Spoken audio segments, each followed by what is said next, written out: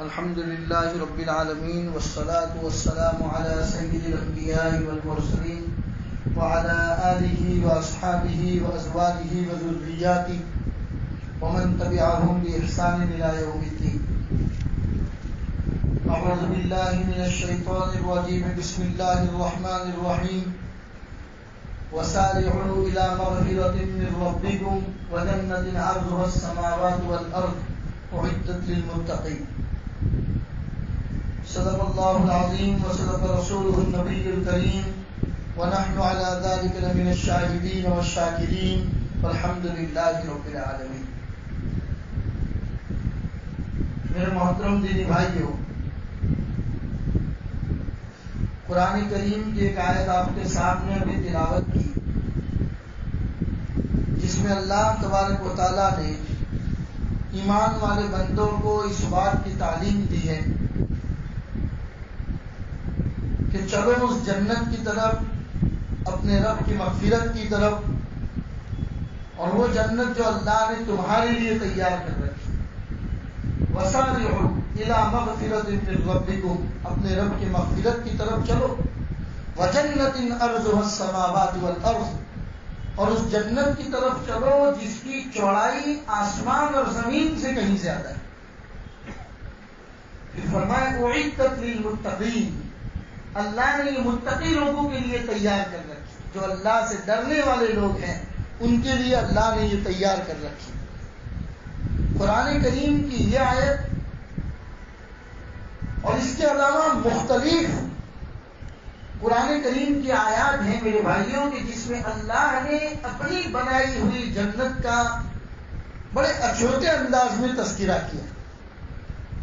اور خدا کا نظام دیکھیے، جب بھی آپ قرآن پڑھیں گے، جو ناشکرے لوگ ہیں، ناہنجار لوگ ہیں، کافرین ہیں، اللہ اور اس کے رسول کی باتوں کا انکار کرتے ہیں، جہاں پر ان کے لیے جہنم کا تذکرہ کیا، اس کے ساتھ فوراً اللہ تبارک و تعالیٰ نے اپنے ماننے والے بندوں کا تذکرہ کیا. یہ خدا کا نظام. قرآن کے پہلے پارے سے لے کر 30ویں پارے تک جہاں جہاں اللہ نے نافرمانوں کے لیے عذاب کا تذکرہ کیا، فوراً اس کے بعد اللہ نے ماننے والوں کے لیے جنت کا تذکرہ کیا، تاکہ میرے بندے کہیں مایوس نہ ہو جائے کہ میرا اللہ مجھے ایسی سزا دے گا. وہ تو غفور الرحیم ہے، وہ تو ارحم الراحمین ہے، ہم تو اس کو رحمان الرحیم کے نام سے پکارتے ہیں، پھر وہ اللہ میں ایسی سزا دے گا. کہیں میرے بندے ڈر نہ جائے، نا امید نہ ہو جائے، مایوس نہ ہو جائے، تو اللہ تبارک و تعالیٰ وہاں پر جنت کا تذکرہ ضرور کرتے. آج ہم لوگ دنیا کی زندگی، اس کی رنگینیاں، اس کے پیچھے ایسے بھاگنے لگے میرے بھائیوں، ایسے بھاگنے لگے کہ جنت کی نعمتیں، جنت کے تذکرے ہی بھول گئے، جنت کے تذکرے ہی یاد نہیں. اور اگر کوئی کرتا بھی ہے تو اس کو اس انداز سے دیکھا جاتا ہے کہ ٹھیک ہے نعمتیں ملے گی. ارے میرے بھائیوں، ہمیشہ ہمیشہ تو وہی رہنا ہے. یہ زندگی جو ہے تو چند سال کی زندگی ہے. رسول اکرم صلی اللہ علیہ وسلم نے فرمایا میری امت کی عمر 60 سے 70 کے بیچ میں ہوگی. واقعی اللہ کے رسول نے فرمایا بہت کم لوگ ہوتے ہیں جو ان عمر سے زیادہ جاتے ہیں. سنیے گا حدیث، میری امت کی عمر 60 سے 70 کے بیچ میں ہوگی اور بہت کم لوگ ہوتے ہیں جو ان عمروں کو کراس کر کے آگے تک جاتے ہیں. تو یہ اس میں 25 سال تک تو ہمارا بچپنا رہتا ہے میرے بھائی، بچپنے والی زندگی گزارتے ہیں. بڑھاپا آ جاتا ہے تو اس وقت مسجد کے کھوٹے بنتے ہیں. جو اصل زندگی اللہ اور اس کے رسول کے فرمان کے مطابق گزارنے کی ہوتی ہے، اسی میں ہم غافل ہو جاتے ہیں. اور غافل اس لیے ہو گئے کہ اس دنیا کی زندگی ہی کو ہم نے اصل زندگی سمجھ لی. قرآن کریم کے 21ویں پارے کی آیت جس میں اللہ فرماتے ہیں وَمَا هَٰذِهِ الْحَيَاةُ الدُّنْيَا إِلَّا لَهْوٌ وَلَعِبٌ، یہ دنیا صرف کھیل اور تماشا ہے، صرف اور کھیل اور تماشا ہے. وَإِنَّ الدَّارَ الْآخِرَةَ لَهِيَ الْحَيَوَانُ، اصل زندگی تو آخرت کی زندگی ہے. لَوْ كَانُوا يَعْلَمُونَ، کاش کہ آپ لوگ جان لیں. تو تو میرے بھائیوں اصل زندگی جو ہم سب کو وہاں جا کے گزارنی ہے، کبھی اس کا بھی تذکرہ کر لیا کرو کہ کیسی ہے وہ جنت، کیسی ایمان والے اور فرما بردار بندوں کے لیے اللہ نے جنت بنائی۔ میں دو واقعے، دو لمبی حدیثیں آپ کو پڑھ کر سناؤں گا، لیکن اس سے پہلے قرآن کریم کی جو آیت آپ کے سامنے پڑھی، اللہ ہم سب کو ارشاد فرماتے ہیں اے ایمان والے بندو، وَسَارِعُوا إِلَىٰ مَغْفِرَةٍ مِّن رَّبِّكُمْ۔ سارعوا، یہ سارعوا ایک ایسا سینٹنس ہے عربی کا جس کے معنی ہوتا ہے تیز دوڑو، چلو نہیں، تیز دوڑو۔ وَسَارِعُوا إِلَىٰ مَغْفِرَةٍ مِّن رَّبِّكُمْ، ارے اپنے رب کی مغفرت کی طرف تیز دوڑو۔ وجنہ، اور اس جنت کی طرف، ارضها السماوات والارض، جس جنت کی چوڑائی آسمان اور زمین سے کہیں زیادہ ہے، اور تمہیں معلوم ہے اعدت للمتقین، یہ متقی لوگوں کے لیے اللہ نے بنائی۔ قرآن کریم کی آیت جب اتری، رسول اکرم صلی اللہ علیہ وسلم نے صحابہ کے سامنے بیان کی، پھر حضور نے صحابہ کو حضرت موسیٰ علیہ السلام کا قصہ سنایا۔ حضرت موسیٰ اللہ کے وہ نبی تھے جو ڈائریکٹ اللہ سے بات کرتے تھے، جب بھی ضرورت پڑتی کوہ طور پہ چلے جاتے اور اللہ سے بات کرتے تھے۔ چنانچہ ایک دن سوال کر دیا، اے اللہ، سب سے کم درجے کی جنت کس کو ملے گی؟ یعنی پوری کائنات میں جتنے لوگ جنت میں جائیں گے اس میں بالکل نچلے درجے کا آدمی، سب سے کم درجے کا آدمی جو ہوگا اس کو کتنی جنت ملے گی؟ تو اللہ تبارک و تعالیٰ نے حضرت موسیٰ کو بتایا، موسیٰ، جب ہم جنت اور جہنم کا فیصلہ کر دیں گے، جنتی جنت میں چلے جائیں گے، جہنمی جہنم میں چلے جائیں گے، ایک آدمی ہوگا جو جنت کے باہر ٹہل رہا ہوگا، اللہ تبارک و تعالیٰ اسے بلا کر کہیں گے تم بھی جنت میں جانا چاہتے ہو؟ کہا اللہ کون نہیں چاہے، میں بھی جانا چاہتا ہوں، کتنی جنت چاہیے؟ کہا اللہ آپ کی طرف سے جو کچھ مل جائے، آپ جو بھی دے دیں، آپ کی عطا کا کیا کہنا۔ اللہ تبارک و تعالیٰ فرمائیں گے تم نے دنیا میں بڑے بڑے بادشاہوں کا تذکرہ سنا ہوگا؟ کہا یا اللہ ضرور سنا ہے۔ کہا دنیا کے بڑے بڑے 4 بادشاہ جن کا تم نے تذکرہ سنا ہو، ان کی شان و شوکت، ان کی سلطنت، ان کی حکومت، ان کا رعب و دبدبہ، جتنا بھی تم نے سنا ہو بیان کرو۔ وہ بندہ بیان کرے گا اللہ فلاں بادشاہ تھا، اس کی حکومت اتنی بڑی تھی، اس کی مملکت اتنی بڑی تھی، اس کی حکومت فلاں جگہ میں پھیلی ہوئی تھی۔ اللہ فرمائیں گے دوسرے کا بتاؤ۔ یوں کر کے وہ بندہ 4 بڑے بڑے بادشاہوں کا تذکرہ کرے گا میرے بھائی۔ اللہ فرمائیں گے چلو اب اس بادشاہ کی عیش و آرام کا تذکرہ کرو۔ وہ بندہ کہے گا اللہ فلاں بادشاہ تھا، اس کے پاس اتنا بڑا عیش و آرام تھا، یہ لذتیں اس کے پاس حاصل تھی۔ اللہ فرمائیں گے وہ 4 بادشاہ دنیا کے جن کے پاس اتنی بڑی سلطنت اور حکومت تھی، جاؤ میں نے ان 4 سے 10 گنا تجھے عطا کی، اور ان 4 بادشاہوں کے پاس جتنا عیش و آرام اور لذتیں تھی اس سے 10 گنا عیش و آرام اور لذتیں میں نے تجھے عطا فرمائی، جا میرے بندے جنت میں یہ تمام چیزیں تجھے مل جائے گی۔ حضرت موسیٰ نے کہا یا اللہ، سب سے کم درجے کے آدمی کو آپ اتنی بڑی جنت دیں گے، تو جو آپ کے فرما بردار بندے ہوں گے، جس سے آپ خود پیار کرتے ہیں، جس کو آپ اپنا قریب بنا کر رکھتے ہیں، اے اللہ آپ ان کو کیا کیا نعمتیں عطا فرمائیں گے؟ تو اللہ نے فرمایا میرے خاص بندوں کے لیے میں نے خاص نعمتیں تیار کر رکھی ہیں، اور اس کے اوپر مہر لگا کر اس کو پیک کر کے رکھ دیا۔ جب وہ میرے بندے آئیں گے میں ان کو اپنے ہاتھ سے عطا کروں گا۔ اللہ ہمارا شمار بھی ایسے نیک بندوں میں فرمائے میرے بھائی۔ تو اللہ کے رسول صلی اللہ علیہ وسلم نے حضرت موسیٰ کی اللہ سے جو گفتگو ہوئی تھی وہ صحابہ کو پڑھ کے سنائی، اور نبی پاک صلی اللہ علیہ وسلم صحابہ کو موقع بموقع، تاکہ یہ دنیا کی لذتوں کے پیچھے پاگل نہ ہو جائے، دنیا کی لذتوں کو حاصل کرنے میں ہی اپنی پوری زندگی نہ لگا دے، وقفہ سے اللہ کے رسول اپنے صحابہ کی تربیت فرماتے رہتے۔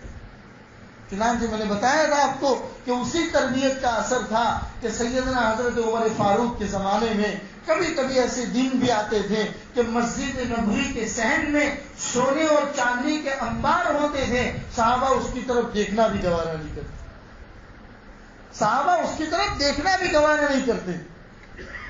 ان کو پتا تھا کہ فجر کے بعد حضرت عمر اس خزانے کو بانٹنے والے ہیں، پھر بھی کبھی وہ خزانے کے انتظار میں نہیں رہتے۔ کیوں؟ اللہ کے رسول کی تربیت کا اثر تھا کہ اس کائنات میں تو ہمیشہ ہمیشہ رہنا نہیں ہے، تیاری کرنی ہے تو اس دنیا کے لیے تیاری کریں، اس عالم کے لیے تیاری کریں جو مرنے کے بعد ملنے والی ہے میرے بھائی۔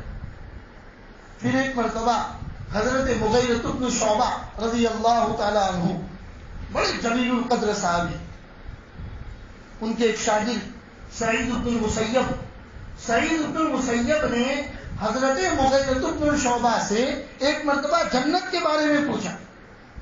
سعید بن مسیب نے کہا کہ استاد، ہم نے تو اللہ کے رسول کو نہیں دیکھا، اللہ کے رسول کے مبارک منہ سے ہم نے تو جنت کا تذکرہ نہیں سنا، آپ تو بارہا اللہ کے رسول کی خدمت میں رہے ہیں، ہمیں بھی بتا دیجئے اللہ کے رسول جنت کا کیا تذکرہ فرماتے تھے۔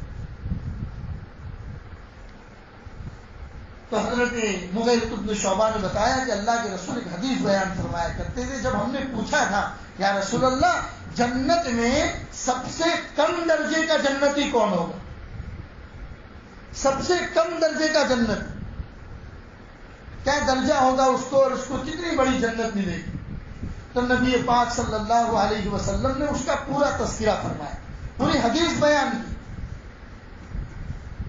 کہ بعض وہ مومن جو اپنے گناہوں کی وجہ سے جہنم میں گئے ہوں گے، اس میں سے ایک ایمان والا بندہ جہنم کی آگ کی تپیش میں جھلس گیا ہوگا تو اپنے اللہ سے کہے گا، اے پروردگار تھوڑی دیر کے لیے باہر نکال دیجیے، تھوڑی دیر کے لیے، اس جہنم کی آگ نے میرے جسم کو جھلسا دیا، اس کی تپیش نے میری چمڑی کو برباد کر دیا، اے اللہ تھوڑی دیر کے لیے جہنم سے باہر نکال دیجیے۔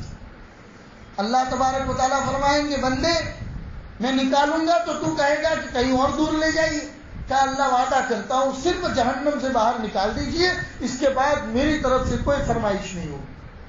اللہ اس کو جہنم سے باہر نکال دیں گے۔ جب وہ جہنم سے باہر آئے گا اسے تھوڑا سکون ملے گا، اس کی ذات ٹھیک ٹھاک ہو جائے گی، تو کہے گا، اے اللہ ابھی بھی جہنم کے شرارے اور جہنم کی تپیش مجھے یہاں محسوس ہو رہی ہے، اے اللہ تھوڑا اور دور کر دیجئے نا۔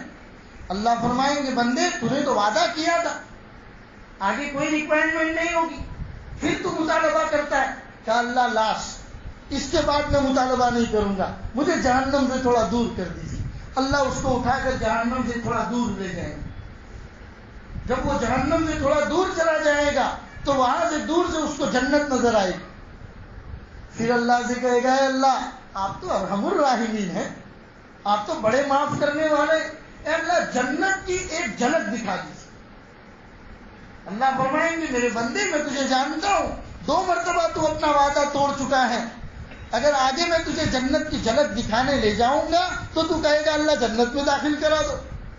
کہا اللہ نہیں، وہ کوئی وعدہ نہیں کروں گا، بس صرف اتنا کہتا ہوں کہ جنت کی جھلک دکھا دیجیے۔ جب وہ بندہ اللہ اس کو قریب کرے گا جنت سے، اور وہ جنت کی جھلک کو جب قریب سے دیکھے گا، جنت کی فضاؤں کو، جنت کی ہوا کو جب وہ محسوس کرے گا، تب کہے گا، اے اللہ تھوڑی دیر کے لیے جنت میں داخل کر دیجئے، تھوڑی دیر کے لیے جنت میں داخل کر دیجئے۔ تو اللہ فرمائے گا، میرے بندے جب ہم اپنی رحمت سے تمہیں یہاں تک لے کے آئے ہیں تو ہم تجھے جنت میں بھی داخل کر دیں گے، جا میرے بندے جنت میں جا۔ اب تو خوش ہو گیا اور تجھے کسی نعمت کی ضرورت ہے تو وہ بندہ کہے گا، اللہ آپ کے جنت میں داخل کر دیا، یہی آپ کی بڑی نعمت ہے۔ اللہ فرمائے گا، سن میرے بندے، جتنی بڑی دنیا تو نے دنیا میں دیکھی تھی، جتنا بڑا آسمان اور زمین تو نے دیکھی تھی، اتنی بڑی جنت میں تجھے عطا کرتا ہوں۔ وہ کہے گا، اللہ آپ ارحم الراحمین ہو کے مذاق کرتے، آپ ارحم الراحمین اور مجھ سے مذاق کرتے۔ اللہ فرمائے گا، میرے بندے ہم مذاق نہیں کرتے، یہ ہماری طرف سے میرے بندے کو عطیہ ہے، جا جہنم تجھ پر حرام، جنت میں تجھے داخل بھی کر دیا اور دنیا جتنی بڑی جنت تجھے عطا کر دی۔ نبی پاک صلی اللہ علیہ وسلم نے یہ روایت اپنے صحابہ کو ہنس کر سنائی تھی. اور حضور کے زمانے سے لے کر آج تک جب بھی اس روایت کو سامعین کے سامنے بیان کیا تو روایت بیان کرنے والے نے اس روایت کو ہنس کر بیان کیا. اس وجہ سے اس روایت کا نام ہی ہو گیا حدیث مسلسل بالضحک. حدیث مسلسل بالضحک یعنی جب بھی کوئی راوی اس روایت کو بیان کرتا ہے تو اس میں وہ ہنستا ہے، اس لیے کہ اللہ کے رسول نے اس کو ہنس کر بیان فرمایا. تو میرے بھائی یہ جنت کا تذکرہ ہے. اسی جنت کے بارے میں اللہ تبارک و تعالیٰ نے فرمایا وَسَارِعُوا إِلَىٰ مَغْفِرَةٍ مِّن رَّبِّكُمْ، اے میرے بندو چلو اپنے رب کی مغفرت کی طرف. وَجَنَّةٍ عَرْضُهَا السَّمَاوَاتُ وَالْأَرْضُ، اور چلو اس جنت کی طرف جس جنت کی چوڑائی اللہ نے آسمان اور زمین سے کہیں زیادہ بنا رکھی ہے. اُعِدَّتْ لِلْمُتَّقِينَ، وہ جنت اللہ نے متقی لوگوں کے لیے بنا رکھی. آگے اللہ نے فرمایا وَتِلْكَ الْجَنَّةُ الَّتِي أُورِثْتُمُوهَا، وَتِلْكَ الْجَنَّةُ الَّتِي أُورِثْتُمُوهَا، ارے یہ جنت وہی ہے جس کو تمہیں وارث بنایا جائے. اللہ ہمیں وارث بنانا چاہتے ہیں. اس عظیم جنت کا اللہ ہم سب کو وارث بنانا چاہتے ہیں، اور ہم ہیں کہ اس دھوکہ دینے والی دنیا کے پیچھے پاگل ہوئے پڑے. میرے پاس کسی کو مرنا پسند نہیں، کسی کو اللہ سے ملاقات پسند نہیں. آپ نے واقعہ سنا ہے حضرت ابراہیم خلیل اللہ کا. سیدنا حضرت ابراہیم علیہ السلام کہ جب انتقال کا وقت قریب ہوا تو ملک الموت ان کے پاس آئے. ملک الموت پہلے اللہ کے نبیوں کے پاس جاتے تھے تو پہلے انفارم کرتے تھے کہ اللہ نے مجھے آپ کی روح قبضہ کرنے کے لیے بھیجا ہے. حضرت ابراہیم علیہ السلام کے پاس جا کے کہا کہ ابراہیم آپ کا وقت پورا ہو چکا، اب اللہ نے آپ کو ملاقات کے لیے بلایا. تو حضرت ابراہیم نے کہا کہ ملک الموت ایک طرف تو مجھے خلیل اللہ کہتے ہو کہ اللہ کا دوست، تو کیا کوئی دوست کی جان لیتا ہے؟ جائیے اللہ سے کہیے میں اللہ کا دوست ہوں، تو کیا دوست کی جان لیتا ہے؟ ملک الموت کیا کرتے؟ اللہ کے پاس واپس چلے گئے. اللہ کے سامنے کہا کہ ابراہیم تو یہ کہہ رہے ہیں. اللہ نے فرمایا تمہیں کہتے نہیں آیا؟ جواب دے دیتے کہ جب دوست بلاتا ہے تو دوست آنے سے منع کرتا. آپ تو اللہ کے دوست ہو، آپ کا وقت دنیا میں پورا ہو چکا، اب اللہ آپ کو اپنے دوست کو اپنے پاس بلا رہا ہے اور دوست منع کیسے کرتا؟ حضرت ابراہیم نے اپنی جان آفری کے سپرد کر. تو میرے بھائیوں کبھی کبھی اپنی مجلسوں میں موت کی بات کی زندگی کا بھی تذکرہ کر لیا کرو. دنیا کی زندگی اور دنیا کی محبت ایسی دلوں میں بٹھا دی ایسا لگتا ہے کہ کبھی مرنا ہی نہیں ہم کو. جنت کے تذکروں کثرت کے ساتھ سنا کرو. حضرت مولانا عمر صاحب پالنپوری رحمۃ اللہ علیہ اتنی محبت کے ساتھ اللہ کی جنت کے تذکرے فرمایا کرتے تھے. تو ان کی ماں کبھی ان سے کہتی تھی کہ بیٹا جہنم کے تذکرے کر کے لوگوں کو ڈرائیے گا مت، تو جنت کا تذکرہ اللہ کی نعمتوں کا اتنا اچھا کرتا ہے کہ ایسا دل کرتا ہے کہ اللہ کبھی سزا نہیں دے گا، اللہ معاف کر دے گا. بہت بڑا اللہ ہے میرے بھائی، جس کو عام طور پر میں کہتا ہوں ہم اللہ کی محبت ماں کی محبت کے ساتھ بیان کرتے ہیں. اللہ کون ہے؟ تو کہ 70 ماؤں سے زیادہ پیار کرنے والا، جس کو کسی شاعر نے کہا ہے کھلونے توڑ دیتا تھا جب میں چھوٹا سا بچہ تھا، کھلونے توڑ دیتا تھا جب میں چھوٹا سا بچہ تھا، میرے رونے پہ میری ماں کھلونے جوڑ دیتی تھی، میرے رونے پہ میری ماں کھلونے جوڑ دیتی تھی. اب وہ بندہ اپنے اللہ سے کہتا ہے الہی سنا ہے ماں سے کہیں زیادہ الفت ہے آپ کو بندوں سے، ماں سے کہیں زیادہ الفت ہے اپنے بندوں سے، الہی جوڑ دے مجھے، میں اپنے آپ کو توڑ بیٹھا ہوں. کبھی اپنے اللہ کو یاد کر لو میرے بھائی، اس کی محبت کو، اس کی نعمتوں کو، اس نے جو جنت ہم سب کے لیے بنا رکھی ہے. کیونکہ اللہ نے قرآن میں کہا ہے وَتِلْكَ الْجَنَّةُ الَّتِي أُورِثْتُمُوهَا، ارے یہ جنت تو وہ ہے جس کے وارثدار تم لوگ ہو. اللہ نے ہم سب کو وارث بنانے کا ارادہ کیا ہے، اور ہم ہیں کہ جنت کی ان نعمتوں سے دور بھاگتے ہیں میرے بھائی. اسی لیے اس کا تذکرہ کرو، پھر دنیا اتنی زیادہ پیاری نہیں لگے گی کہ اس کے پیچھے ہی اپنی زندگی کو برباد کر. پھر حضرت ابو ہریرہ رضی اللہ تعالیٰ عنہ نے ایک مرتبہ جنت کا تذکرہ کرتے ہوئے فرمایا کہ جس طرح تم لوگ جمعہ کے دن نہا دھو کر اچھے اور عمدے کپڑا پہن کر خوشبو لگا کر جمعہ کی نماز پڑھنے کے لیے جاتے ہو اور مسجد میں جا کے جمعہ کی نماز ادا کرتے ہو. حضرت ابو ہریرہ بیان فرما رہے تمہیں معلوم بھی ہے جنت میں بھی ایسا جمعہ کا دن آئے گا, جنت میں بھی ایسا جمعہ کا دن آئے گا. تو حضرت ابو ہریرہ کے شاگردوں نے کہا کہ جب آپ نے اللہ کے رسول سے سنا ہے تو ہمیں بیان کر دیجئے نا کہ جنت میں جمعہ کا دن کیسے ہوگا. تو حضرت ابو ہریرہ پھر آگے بیان کرتے. حضرت ابو ہریرہ بیان فرماتے ہیں جنت میں جمعہ کا دن ہوگا, جنتی لوگ جنت میں پہنچ چکے ہوں گے, اس کی نعمتوں سے لطف اندوز ہو رہے ہوں گے, اس کی نعمتوں سے فائدہ اٹھا رہے ہوں گے. ایک دن جب جمعہ کا دن ہوگا اللہ کی طرف سے اعلان ہوگا اے جنت واسیو چلو جنت کے بازار کی طرف. صحابہ نے پوچھا ابو ہریرہ سے جنت میں بھی بازار لگیں گے؟ کہا دنیا کے بازار کی طرح نہیں ہوں گے کہ پیسہ دو تبھی سامان ملے گا. جنت کے بازار ایسے ہوں گے جس میں پیسے کی کوئی ضرورت نہیں, جو چیز پسند آئے بازار سے اٹھاؤ اور اپنے گھر لے جاؤ. حضرت ابو ہریرہ بیان فرما رہے ہیں کہ جنت میں بازار ہوں گے, جمعہ کا دن ہوگا, اللہ کی طرف سے اعلان ہوگا اے جنت واسیو چلو اللہ کے بازار کی طرف, جنت کے بازار کی طرف. لوگ جنت کے بازار کی طرف جائیں گے, سامان لیں گے اپنی ضرورت کا. جب سامان لے کر فارغ ہو جائیں گے تب ان کو اعلان ہوگا آؤ ایک اور جگہ کی طرف, آج جمعہ کا دن ہے, آؤ ایک اور جگہ کی طرف. چنانچہ جب لوگ وہاں پر پہنچیں گے تو عمدہ عمدہ قسم کی کرسیاں لگی ہوئی ہو, کوئی ہیرے اور جواہرات سے بنی ہوئی کرسیاں, کوئی سونے کی بنی ہوئی کرسیاں, کوئی چاندی کی بنی ہوئی کرسیاں. اللہ تبارک و تعالیٰ تمام جنتیوں کو ان کے مرتبے اور درجے کے حساب سے ان کرسیوں پر بٹھائیں گے. اور میرے بھائیوں یاد رکھو ہر ایک آدمی کو دوسرے کی کرسی دیکھ کر جنت میں جلیسی نہیں ہو. جنت میں وہ جلے گا نہیں کہ اس کی کرسی سونے کی ہے اور میری چاندی کی ہے. یہ جلنا, ایک دوسرے کے خلاف جیلیسی کرنا, یہ سب دنیا میں ہے. یہ تمام خرافات دنیا میں ختم ہو جانا ہے. جنت کے اندر یہ تمام چیزیں ہوں گی. جنت میں صرف اور صرف خوشی کے علاوہ اور کچھ نہیں. جب تمام جنتی ان کرسیوں کے اوپر بیٹھ جائیں گے تب اللہ تبارک و تعالیٰ کی طرف سے ایسا ماحول بنے گا جیسے کہ بادل آ گئے, عنقریب بارش ہونے والی ہوگی. ایسے ماحول اللہ بنا دیں گے. تھوڑی دیر کے بعد مشک اور زعفران کی بارش ہوگی, تھوڑی دیر کے بعد مشک اور زعفران کی بارش ہوگی.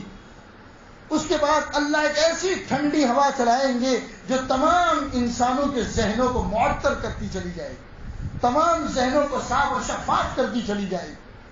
پھر اس کے بعد اللہ کی طرف سے اعلان ہوگا جمعہ کے دن دنیا میں تو تم میرے سامنے سجدہ کرتے تھے, نمازیں پڑھتے تھے, اسی کے بدلے میں یہ دین میں نے تم کو عطا فرمایا. میرے بھائی یہ جمعہ کے دن ہم اپنی دکانیں بند کر کے اپنے آپ کو تیار کر کے جو مسجدوں میں آتے ہیں, ہم کو معلوم ہونا چاہیے اس کا بدلہ اللہ ہم کو دنیا جنت کے اندر وہ جمعہ کا دن عطا فرمائے. اللہ ہم سب کو وہ داخلہ نصیب فرمائے. اللہ فرمائیں گے جنت واسیوں وہ دنیا میں جمعہ کے دن کا بدلہ یہ جمعہ کا دن ہے. کیا میں نے دنیا میں تم سے وعدہ کیا تھا کہ نیک اعمال کرو گے تو یہ نعمتیں ملے گی, کیا یہ جنت میں آ کے تم کو تمام نعمتیں مل گئی؟ تمام جنتی بیک زبان کہیں گے اللہ تمام نعمتوں سے آپ نے نواز دیے. اللہ پھر پوچھیں گے میرے بندو کیا کسی اور نعمت کی تمہیں ضرورت ہے, کسی اور چیز کی ضرورت ہے؟ جنت واسی کہیں گے اللہ سب نعمتیں آپ نے نواز دی, اب کسی چیز کی ضرورت نہیں. میرے بھائیوں اس موقع پر بھی علماء ہی کام آئے گی, اسی لیے کہتے ہیں علماء کی قدر کرو. اس موقع پر آپ کو علماء ہی کام آئیں گے. علماء کہیں گے جنت والیوں کو کونی مار کے ارے بھائی بڑی نعمت ابھی بھی باقی ہے. کیا اللہ کا دیدار باقی, اللہ کو دیکھا ہی کہاں, ابھی تو اللہ کا دیدار باقی ہے. اور جب کرسیوں پر بیٹھیں گے نا تب حضرت اسرافیل علیہ السلام جنہوں نے سور پھونکا تھا, حضرت اسرافیل علیہ السلام لحن داؤدی کے اندر بہترین قرآن کی آیتیں پڑھ کے سنائیں. پھر اللہ کی دیدار کا جب وقت ہوگا تو اس وقت تمام جنتیوں کو اللہ اپنا دیدار کروائیں گے. جنتیوں کے دیدار ہو جانے کے بعد جب وہ لوگ اپنے گھروں پر لوٹیں گے تو ان کی بیویاں ان سے کہے گی جب آپ گھر سے نکلے تھے تو آپ اتنے زیادہ چمکدار نہیں تھے, آپ اتنے زیادہ خوبصورت نہیں تھے, اب جب تم لوٹے ہو تو تمہاری خوبصورتی دوبالا ہو چکی. تو ان کے شوہر بھی کہیں گے ہم بھی جب گھر سے گئے تھے تب تم اتنی زیادہ خوبصورت نہیں تھی, اب تمہاری خوبصورتی اللہ نے اور بڑھا دی ہے. اور اللہ کے رسول نے فرمایا یہ خوبصورتی اس لیے بڑی ہوگی جو ہوا اللہ تبارک و تعالیٰ نے چلائی تھی، اسی ہوا کا یہ اثر تھا کہ اللہ نے ان خوبصورتی کو بڑھا دی. تو وہ اللہ کا دیدار جمعہ کے دن نصیب ہوگا میرے بھائی. یہ تھے جنت کے مناظر. پھر بیان کرنے کے بعد نبی اکرم صلی اللہ علیہ وسلم نے فرمایا ان الجنت حفت بالمکارم. اللہ نے جنت تو بنائی لیکن جنت کو گھیر دیا ہے چند چیزوں سے جن کو کرنا تمہیں پسند نہیں، جن کو کرنے میں تمہیں مشقت آتی ہے. اللہ نے فرمایا فجر کی نماز پڑھو، پریشانی ہوتی. اللہ نے فرمایا زکوٰۃ ادا کرو، مال نکالنا بھاری پڑتا ہے نفس کے اوپر. اللہ نے فرمایا مسکینوں اور غربا کا خیال رکھو، ذات پر بھاری پڑتا ہے. اللہ تبارک و تعالیٰ نے ان الجنت حفت بالمکارم، جنت تو پیاری بنا دی اللہ نے، لیکن اس جنت میں جانے کے لیے اللہ نے کانٹے کی باڑ بنا دی. ان کانٹوں پہ چلنا ہے. یہ دنیا کی زندگی جو اللہ نے دی ہے نا، اس میں حالات والی زندگی ہے. تو ان حالات والی زندگی سے گھبرانا نہیں ہے، اپنی منزل کے اوپر نظر رکھنی کہ اللہ نے جو منزل میرے لیے جنت کی بنا رکھی ہے اس کو دیکھتے ہوئے یہ کانٹے، یہ حالات، یہ کوئی چیز مانا نہیں رکھتی. ان تمام چیزوں کو گزار کر مجھے اس جنت میں رکھنا. پھر اللہ کے رسول نے فرمایا حجبت النار بالشہوات. جہنم اللہ نے بنا رکھی ہے جس میں آگ ہی آگ ہے، لیکن اس جہنم کی چاروں طرف اللہ نے شہوات کی چیزوں سے اللہ نے اس کو گھیر رکھا ہے. اس میں زنا بھی ہے، اس میں مال کمانے کا شارٹ کٹ بھی ہے، اس میں امانت میں خیانت بھی ہے، اس میں دوسروں کے مال کو ہڑپ کرنا بھی ہے. یہ تمام چیزیں جس میں تمہیں کام کرنے میں لذت ملتی ہے، جو کام کرنے میں تمہیں مزہ آتا ہے، ایسی مزہ والی چیزوں سے اللہ نے جہنم کو گھیر رکھا. اس میں تو تمہیں مزہ لگے گا، لیکن اس کو پار کر کے جب پہنچو گے تو صرف اور صرف آگ ہی تمہارا سامنا کرے گی، آگ کے علاوہ اور کچھ نہیں. لہٰذا میرے بھائیو، جنت کے ان مناظر کا کبھی کبھی اپنی محفلوں میں تذکرہ کر لیا.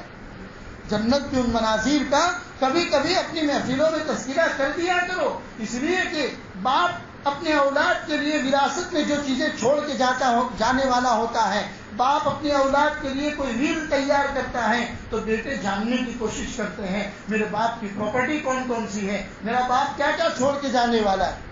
اللہ فرماتا ہے وَتِلْكَ الْجَنَّةُ الَّتِي أُورِثْتُمُوهَا. یہ جنت تو وہ ہے جس کے وارث تم بننے والے ہو. تو ہم وارثوں کو اپنی جنت کے بارے میں معلومات ہونی چاہیے کہ اللہ نے پراپرٹی کے طور پر ہمارے لیے کون سی جنت چھوڑی ہے. نبی اکرم صلی اللہ علیہ وسلم نے فرمایا جب بھی اللہ سے مانگو تو جنت الفردوس مانگا کرو. جب بھی اللہ سے مانگو تو جنت الفردوس مانگا کرو، اور اپنے اللہ سے کہا کرو کہ اللہ اعمال تو ایسے نہیں ہیں کہ جس کے بدلے میں جنت مانگ سکے، تو اپنی رحمت فرما دے، تو اپنا ہی کرم فرما دے اور جنت میں داخلہ عطا فرما دے، تو یہ تیرا بہت بڑا احسان ہے.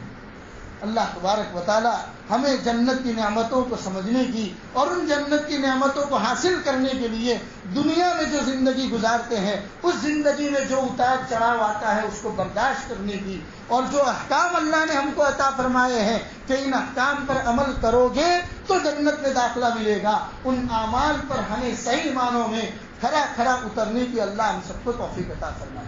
ایک ضروری اعلان اخیر میں یہ کر دیں میرے بھائیوں کہ جیسے آپ دیکھتے ہیں کہ دن بدن کورونا کے نام پر کیسز وغیرہ بڑھائے جاتے ہیں، پھر سے دوبارہ ناٹک شروع کر دیا ہے ان لوگوں نے. اللہ تبارک و تعالیٰ ایسی وبا سے اور برائیوں سے ہم سب کی حفاظت فرمائے. اس لیے کہا جاتا ہے جب بھی کوئی کھانے کی چیز اور پینے کی چیز، کھانا کھانے بیٹھو یا پانی پیو تو کم از کم تھوڑا سا وقت نکال کر سورہ فاتحہ پڑھ کے اس پر دم کر کے اس کو کھا لیا کرو. اس سے بہت فائدہ ہے میرے بھائی. صبح فجر کے بعد سے لے کر عشاء تک بھی اگر سورہ فاتحہ کے فائدہ بیان کرنے کے لیے بیٹھے تو میرے بھائیوں وقت ختم ہو جائے گا، لیکن سورۃ الفاتحہ کی برکات ختم نہیں. اللہ نے ایسی برکات عطا فرمائی، اس لیے فرمایا نا کہ پورا کا پورا قرآن اللہ نے سورہ فاتحہ میں اتار دیا.